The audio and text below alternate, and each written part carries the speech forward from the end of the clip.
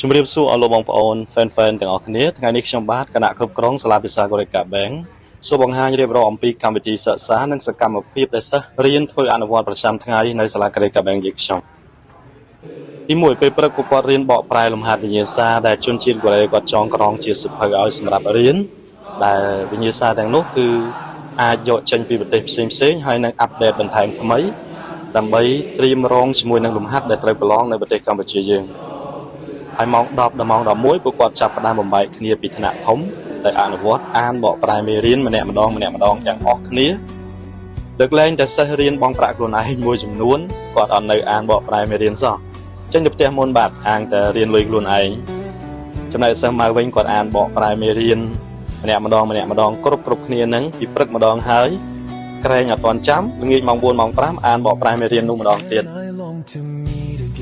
ហើយចេញពីអានបកប្រែមេរៀននោះរួចហើយម៉ោង5ម៉ោង6ធ្វើលំហាត់សរសេរវិញម្ដង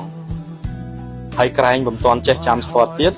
មិនមែនធ្វើលំហាត់នោះតែម្ដងនោះទេគឺធ្វើរៀងរាល់ថ្ងៃតែម្ដងទាំងអស់នេះគឺជាសកម្មភាពដែលពួកគាត់ធ្វើដើម្បីបំពាក់បំពន់ឲ្យមានសមត្ថភាពប្រឡងជាប់បាយបាយ